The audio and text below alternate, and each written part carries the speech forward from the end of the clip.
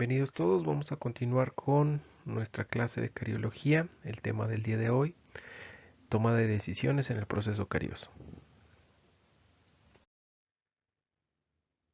El tema del día de hoy es un tema muy importante porque vamos a empezar a platicar o analizar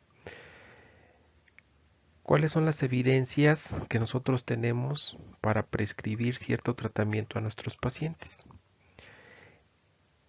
Esa terapéutica debe de tener bases científicas que sean comprobadas. Anteriormente, la medicina se basaba en la eminencia, es decir, se basaba en las opiniones personales de profesionales que eran muy reconocidos en su campo, pero esas opiniones podrían tener un sesgo en cuanto a la experiencia o las creencias de cada uno de esos profesionales. Hoy en día, la medicina se basa en la evidencia, es decir, en estudios que se han realizado con un enfoque médico que tienen cierto proceso sistemático y que se basa en los datos que se obtienen en esos estudios. Entonces, la terapéutica que nosotros podemos ofrecer a nuestros pacientes va a ser toda esa terapéutica que ya tiene estudios previos y que sea la terapéutica con los mejores resultados disponibles. ¿Cómo nace la idea de basar las decisiones médicas en evidencia? James Lind en 1753 realiza el primer estudio clínico controlado. Esto era para encontrar un tratamiento para el escorbuto, uno de los problemas más frecuentes en los marinos de aquella época, y lo realiza en un barco de la flota británica. Él analiza 6 métodos de tratamiento y lo aplica a 12 pacientes. Esos métodos de tratamiento iban desde la desinfección de las heridas, el consumir un vaso de agua de mar diario, o otro tipo de tratamientos como el consumo diario de 2 naranjas y un limón, que al final de su estudio este tratamiento fue el que obtuvo los mejores resultados. Hay que recordar que el escorbuto se produce por una deficiencia de la vitamina C y con el tratamiento del consumo diario de 2 naranjas y un limón, él estaba proveyendo vitamina C a estos pacientes. Posteriormente, George Fordyce en 1793 fue el primero en utilizar la expresión aritmética médica, que se considera un sinónimo de medicina basada en evidencia. En 1948, Ignaz Semmelweis propone la integración de la observación clínica sistemática para la toma de decisiones médicas. Y posteriormente, Archie Cochrane, que era un epidemiólogo británico, escribe un libro acerca de la efectividad y eficiencia, reflexiones aleatorias sobre el servicio de la salud. Esto es en 1972 y a partir de ahí se integra la medicina basada en evidencia a la toma de decisiones. Ahora, hay que recordar que actualmente se cuenta con una base de datos en honor a Archie Cochrane, que lleva su apellido, Cochrane, que se reconoce como una de las bases de datos que aporta o que apoya la medicina basada en evidencia. ¿Qué es en sí la medicina basada en evidencia? Va a ser un procedimiento estandarizado y transparente que se utiliza para evaluar la información y los datos de estudios que ya se han realizado. Va a recolectar esa evidencia relevante en la literatura médica que está relacionada con el problema que nosotros estamos interesados y va a evaluar la calidad o la validez de esa evidencia a través de instrumentos epidemiológicos clínicos. Y por último, va a estimar la magnitud del efecto de esa información. Debido a que nuestros pacientes presentan una muy amplia gama de características distintas y que también existen diferentes opciones de tratamiento para cada uno de ellos, nosotros tenemos que respaldar los tratamientos que vamos a proponerles en medicina basada en evidencia. Este proceso va a implicar identificar el problema en particular de cada caso clínico y posteriormente realizar una búsqueda minuciosa de la literatura, mediante diversas estrategias de búsqueda de la información. Una vez que nosotros obtuvimos resultados, hay que evaluarlos de una manera crítica para analizar cuáles son los mejores datos o los mejores resultados que obtuvimos y posteriormente aplicarlos para cada caso en forma individual.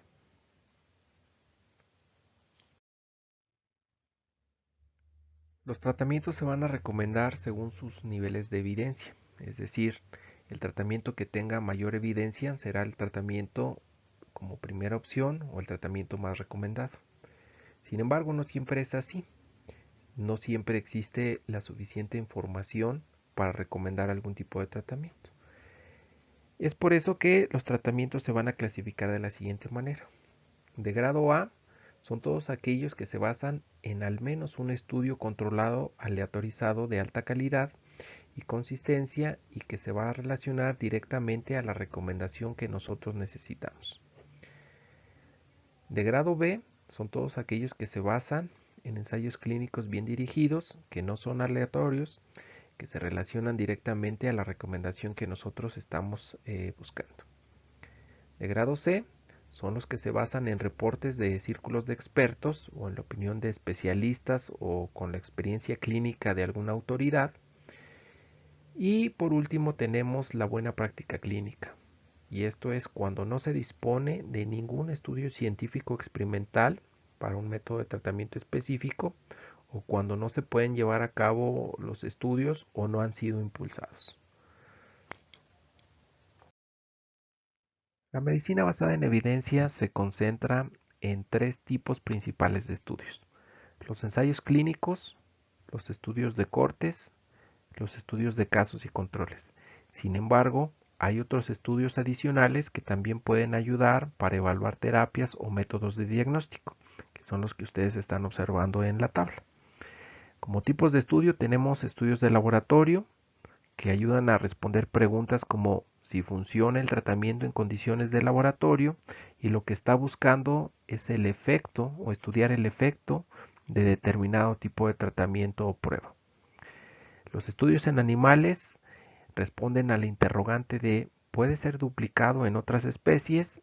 Y lo que está evaluando es la eficacia de ese tratamiento. Los estudios in situ responden a la pregunta de si funciona, por ejemplo, en la cavidad oral, en una zona específica, y también están evaluando la eficacia de ese tratamiento. Los ensayos clínicos controlados nos dicen si funcionan en un entorno clínico y también evalúan la eficacia en condiciones clínicas. Y los estudios basados en la práctica responden a la interrogante de si funcionan en un entorno clínico y están tratando de evaluar la efectividad en condiciones generales. Por último, tenemos los estudios de evaluación económica en salud, que intentan responder cuál es el beneficio en relación al costo del tratamiento o de la prueba que nosotros estamos evaluando y intentan evaluar la relación costo-efectividad. Otro punto muy importante en la selección de tratamiento es quién va a tomar la decisión de elección de tratamiento. La comunicación entre pacientes y médicos es cada vez más importante y a nivel mundial en general se han hecho muchos esfuerzos para reforzar los derechos de los pacientes y poder incluirlos de manera activa en el proceso de la toma de decisiones. El objetivo de la atención de la salud es proporcionar información al paciente para que pueda avalar las decisiones que son consideradas apropiadas por el médico y que se puedan implementar la toma de decisiones de manera conjunta, con una responsabilidad mutua. En cuanto a la toma de decisiones, tenemos dos modelos. El modelo clásico, que se considera un modelo paternalista, debido a que el médico toma las decisiones sin la participación del paciente. Y un modelo interactivo, donde las decisiones se toman de manera compartida. Es decir, el médico provee de información al paciente y el paciente toma la elección y también toma parte de la responsabilidad del tratamiento. El que el paciente pueda participar en la selección de su tratamiento presenta varias ventajas. Por ejemplo, una mayor satisfacción del paciente, una mejoría de la calidad de vida, una mejor comprensión de la enfermedad, mayor control de la situación, va a aumentar la cooperación del paciente y también va a reducir el miedo del paciente hacia el tratamiento. El proceso de la selección de tratamiento inicia cuando el paciente se le hace consciente de que debe de tomarse una decisión. En el segundo paso nosotros ofrecemos que esa decisión sea de forma compartida, es decir, en forma conjunta médico-paciente. En el tercer paso vamos a presentar diversas opciones de tratamiento para nuestro paciente, en donde en el cuarto paso vamos a analizar el riesgo y el beneficio de cada una de esas opciones. En el quinto paso debemos de conocer cuáles son las dudas y las expectativas de nuestro paciente y en el sexto cuáles son las opciones que nuestro paciente prefiere, siempre y cuando tenga la asesoría del médico. En el séptimo paso es una fase de razonamiento y de toma de decisión. En el octavo paso ya debe de tomarse una decisión de manera conjunta. Y en el noveno paso, según lo que hemos visto anteriormente, podemos concluir que existen métodos no invasivos y microinvasivos para el tratamiento de lesiones incipientes. Por lo general, este tipo de tratamientos no funciona en etapas avanzadas de la caries. En estos casos debemos emplear formas de terapia mínimamente invasiva o invasiva. Aunque hay que decir que es muy difícil identificar el momento correcto para iniciar una terapia invasiva. Esto lo podemos observar en múltiples estudios que se han realizado en diferentes países y en donde pueden concluir, por ejemplo, que en Francia se inicia una terapia invasiva cuando una radiografía revela que la caries se extiende hasta la unión amelodentinaria. En otros países son más cautelosos, por ejemplo en Noruega o en los países escandinavos. Y en países, por ejemplo, como Estados Unidos o como Escocia, muchas veces se procede a preparaciones cavitarias en etapas muy tempranas de la caries. Para seleccionar o para una forma de escapar a este dilema sería monitorear longitudinalmente el proceso carioso, es decir, vigilarlo a través del tiempo según su progresión. El momento de la primera intervención mínimamente invasiva influye significativamente en la vida útil de un diente y también en la calidad de vida del paciente. Es por eso que vamos a revisar las consecuencias de la filosofía que nosotros sigamos según el tratamiento que podemos elegir para nuestro paciente. El tratamiento invasivo clásico de la caries se basa en la comprensión de las formas de las cavidades de Black que ya hemos revisado. Se expresa frecuentemente con el término extensión por prevención, en donde según las normas de la prevención clásica, el objetivo consistía en preparar cavidades que ofrecieran un grado suficiente de retención para los materiales no adhesivos que estaban disponibles entonces, por ejemplo, la amalgama y el oro, y donde los márgenes de las restauraciones debían localizarse en áreas de fácil acceso para la higiene oral, a fin de prevenir la formación de caries en estas zonas. Esto significaba que todas las fisuras oclusales eran incluidas y que se formaba un cajón proximal que tendría que extenderse ampliamente. Además de la dentina infectada, también debería de eliminarse por completo la dentina afectada. Y esto era para permitir la colocación de la restauración en una dentina dura, de apariencia presumiblemente exenta de bacterias. Esta filosofía se resume en la expresión tallar y obturar, y esta estrategia se promovió como un tratamiento invasivo, que era costoso, posiblemente doloroso, y desde el punto de vista epidemiológico se tradujo en un alto valor para el índice de CPOD. Sin embargo, queda la pregunta, ¿es realmente necesario eliminar todos los signos clínicos y radiográficos de la caries en sus primeras etapas para controlar exitosamente el proceso carioso? Lo que estamos observando en pantalla es el resultado de la filosofía de tallar y obturar. lo que algunos odontólogos han llamado la espiral de la muerte, otros la llaman la espiral de la restauración, y esta imagen intenta ilustrar la forma en la que se van dando las terapias invasivas según va transcurriendo el tiempo o se va incrementando la edad del paciente. Lo que inicia como una caries primaria y se resuelve como una obturación pequeña alrededor de los 20 años de edad, pues va a terminar en una extracción o en una probable extracción de ese órgano dentario alrededor de los 60 años de edad del paciente. Como ustedes pueden observar, va transcurriendo el tiempo y la necesidad de terapias más invasivas se va incrementando. Hoy en día tenemos una nueva filosofía, la filosofía que se llama curar y sellar. Nosotros sabemos o reconocemos que el proceso carioso se puede detener si reducimos los factores que promueven la caries. En lo que respecta a la tasa de progresión de la caries proximal, se ha demostrado que en la mayoría de los casos va a tardar varios años, y estamos hablando de alrededor de una década, para que la caries pueda llegar a dentina y detectarse radiográficamente. En consecuencia a esto, pues sabemos que existe una cantidad suficiente de tiempo para elegir el momento adecuado para la terapia mínimamente invasiva. Si la superficie dental es de fácil acceso y el paciente es colaborador, pues las lesiones de esmalte y de dentina a menudo pueden detenerse de manera no invasiva. Las medidas específicas que podemos seleccionar van a depender de la frecuencia del uso y el riesgo de la caries del paciente. Ya hemos hablado anteriormente de las formas en las cuales nosotros podemos calcular el riesgo de caries que pueda presentar un paciente.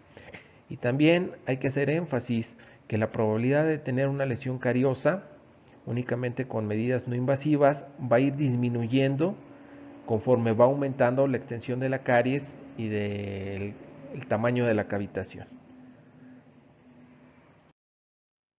Esta filosofía de curar y sellar tiene como objetivo detener la caries con una intervención mínima, lo cual va a involucrar los siguientes pasos: que el paciente realice intervenciones básicas no invasivas, que las medidas que se tomen, las medidas no invasivas, estén relacionadas con el riesgo que nosotros determinamos de caries para cada paciente en forma individual, la colocación de selladores en caras oclusales, la infiltración o el sellado de caries proximales, la excavación de caries y la protección pulpar, la reparación de restauraciones adhesivas y la colocación de restauraciones adhesivas mínimamente invasivas. Los temas que hemos estado revisando están sustentados en medicina basada en evidencia, y para poder analizar qué tipo de tratamiento vamos a recomendar a nuestro paciente, nos vamos a basar en unos esquemas que se llaman árboles de decisión. Esto es para poder determinar cuál tipo de tratamiento de los que hemos visto para caries primaria, tratamiento no invasivo, tratamiento microinvasivo o mínimamente invasivo, puede ser el correcto para cada uno de nuestros pacientes. Lo que vamos a ver en esta diapositiva y en las siguientes diapositivas son ejemplos de algunas situaciones en donde podríamos encontrar algunas lesiones cariosas, ya sea por localización o alguna característica.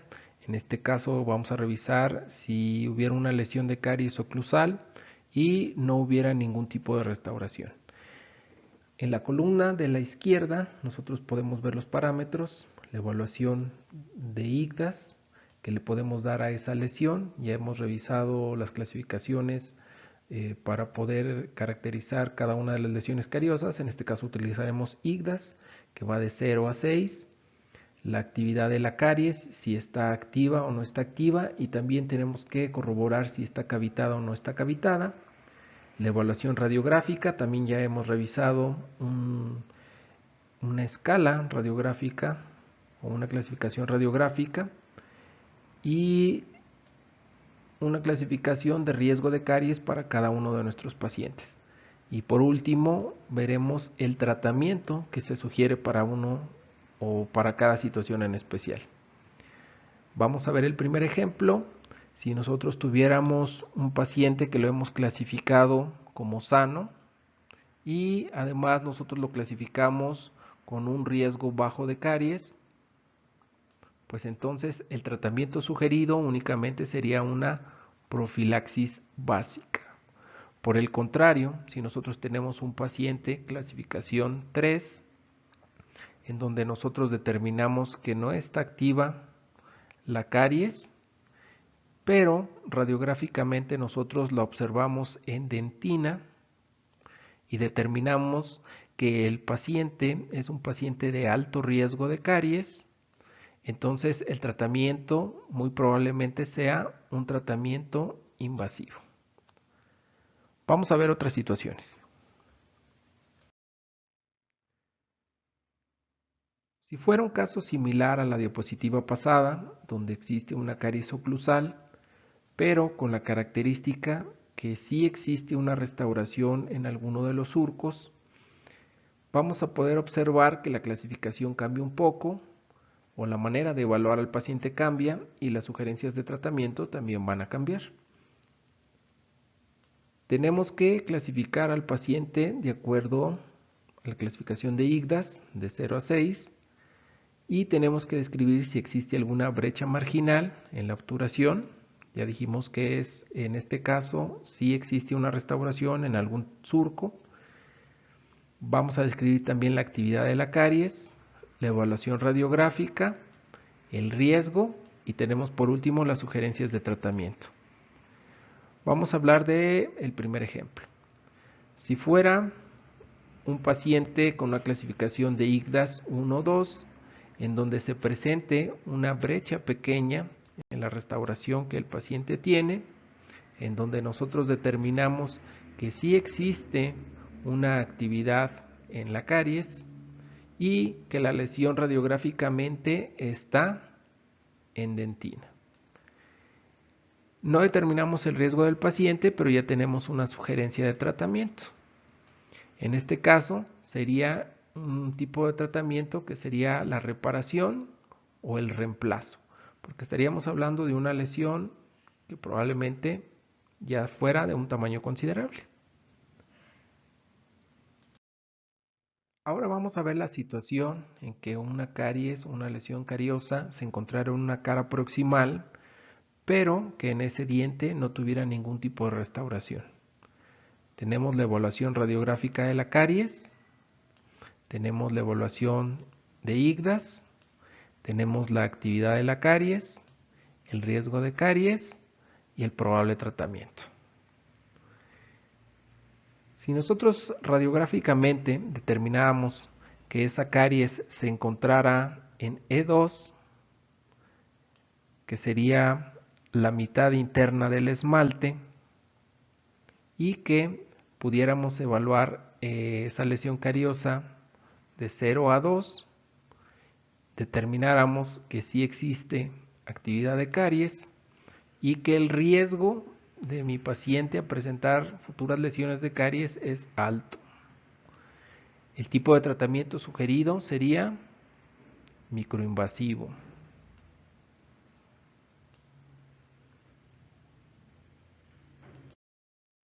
Ahora vamos a revisar la situación en que existiera una caries en algún diente anterior y que tuviera algún tipo de restauración.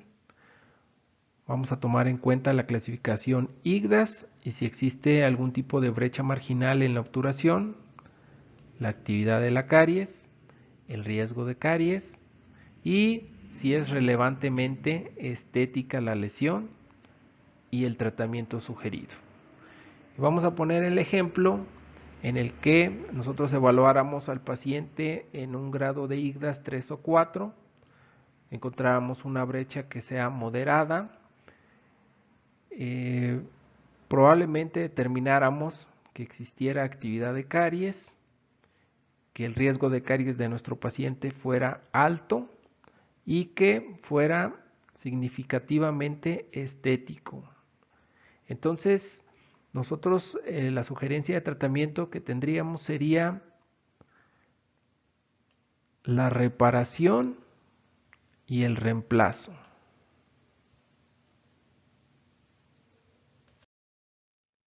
Como hemos visto en las diapositivas anteriores, cada una de las situaciones o de las localizaciones en las que se encuentra ese tipo de lesión tiene una sugerencia de tratamiento de acuerdo a algunos criterios que nosotros ya hemos revisado anteriormente.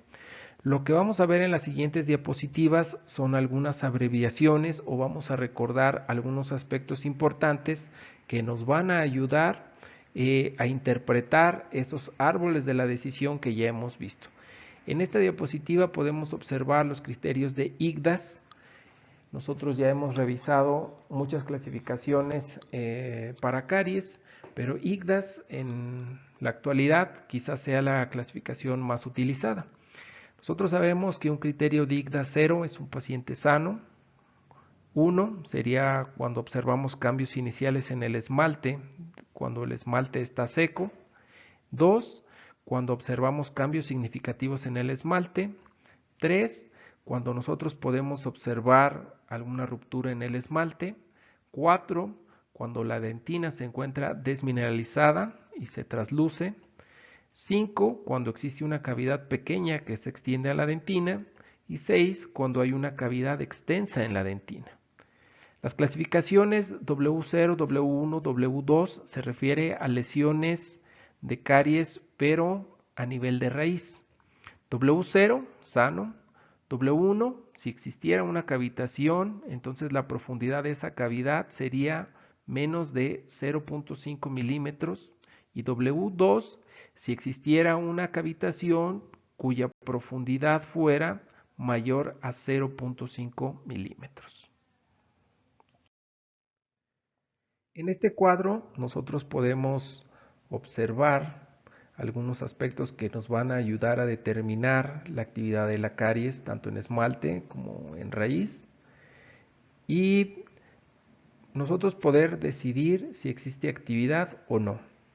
Si nosotros determinamos que sí existe actividad, es porque nosotros estamos observando una lesión que no está cavitada, pero tiene una superficie marrón claro, es áspera y está opaca. Y en dado caso que estuviera cavitada, esa lesión sería marrón claro. En ambas situaciones, estas lesiones estarían colonizadas por placa y pudiera haber hemorragias en las papilas adyacentes. Si nosotros determináramos que no existe actividad de caries en esmalte, esto es porque nosotros, a pesar de que observamos lesiones no cavitadas, estas son marrón oscuro o pueden ser brillantes cuando la lesión es blanca y la superficie es lisa. En dado caso que hubiera alguna cavitación, el color sería un color marrón oscuro. En ambos casos, la colonización de la placa sería pobre y no existiría hemorragia en las papilas adyacentes a estas lesiones. Para determinar la actividad de caries en la raíz, nosotros vamos a determinar que si hay una actividad de caries cuando observamos una lesión color marrón claro, que sea blanda, que tenga colonización de placa y que exista hemorragia gingival.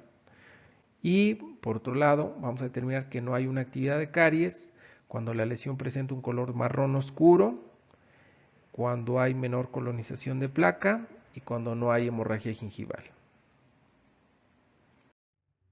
Continuamos revisando algunas abreviaturas y hallazgos que nos van a ayudar a interpretar los árboles de decisión. En este caso, la evaluación de la caries mediante el Diagnodent, en donde sabemos que no hay caries o la caries está limitada al esmalte si el valor es menos de 30 y se encuentra en dentina cuando el valor es igual o mayor de 30. Y para determinar el riesgo de caries lo vamos a dividir en riesgo general de caries y riesgo localizado de caries, en donde el riesgo general de caries es bajo cuando existe un valor de menos del 33%, esto es de acuerdo con el riesgo de caries determinado, y donde es alto cuando el valor es igual o mayor al 33%. En cuanto al riesgo localizado de caries, es bajo cuando no hay una predisposición anatómica y es alto cuando existe una predisposición anatómica. Hablamos de una brecha marginal adyacente a la restauración, no existe, pues cuando no hay nada visible o palpable, es baja cuando no hay una brecha a la exploración, es moderada cuando la brecha a la exploración o la cavidad es menor a 0.5 milímetros y es prominente cuando esa brecha es igual o mayor a 0.5 milímetros. Cuando nos referimos a si una lesión es estéticamente relevante, es cuando el paciente está consciente de forma espontánea de esta alteración estética, y decimos que no es estéticamente relevante cuando el paciente no esté consciente de esta lesión.